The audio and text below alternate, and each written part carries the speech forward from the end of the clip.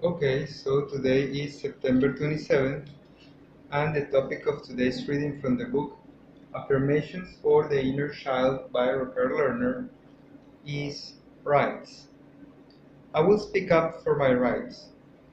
I do not need to feel trapped in relationships, in my career, or in any other life circumstance. I have been given all the abilities I need to create an enjoyable life for myself. My needs didn't count when I was a child. I stuffed my feelings and my needs, and I didn't talk about them. I was trapped in a destructive situation as a child, and I still feel trapped as an adult. Yet I have come to see that the reason I feel trapped is my desire to avoid confrontation. My inner child is afraid that if she expresses her needs directly, she will be abandoned. As a result, I have remained in self-destructive situations. Today, I will break this cycle. I do not have to accept less than the best for myself. I deserve to be treated with respect. A surge of relief sweeps through me as I begin to take control of my own destiny. So, well, yes, that is the reading of today, which it's inviting us to fight for our own rights, right? And well, it's like Bob Marley's songs, right? Stand up for your rights, right? But the thing is that what is that, right? What are rights, right? Are rights things that are granted from society, or are right things that people have to fight for themselves?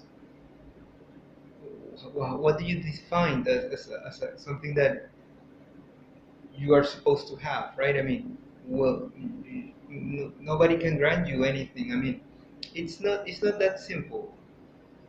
I think when I read this now, the way that I am right now, this is more like a an ego trip, right? When you believe that something is yours, or you should be treated in a certain way or in a certain fashion, when you cannot do that. I mean, again, it's a control mechanism, right? There are no rights. I mean, that's not the way it works. Of course, you can fight for your life, but that's your life because you want to be alive. That's something different. And it's not that you have the right to be alive, right? In the end, you're going to die. So, of course, you wouldn't like to die in the hands of other person, and not in an untimely way. But that's perhaps the only right that you have to fight for. The rest is irrelevant and it's just an ego trip, right? And it can create problems.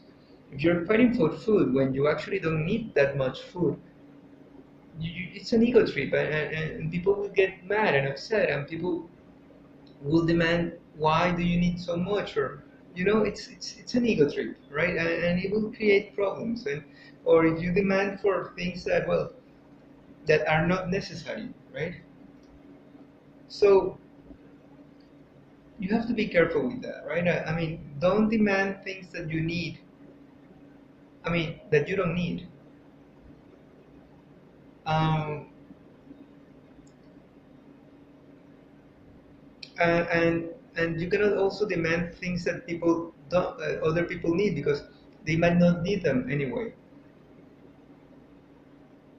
So be careful with that. I mean, rights. Again, the only right that you have is breathing and living, right? And that's granted by God. So the rest, there's no. I mean, perhaps your freedom, right? Your freedom of movement, or your freedom of going from one place to another, freely, right? Having free will. Perhaps that's also one of the rights that you might have, right? Having the free will to do whatever it is that you want. Those are rights that might be worth fighting for, perhaps, right? So, well, in any case, that's pretty much the reading of today.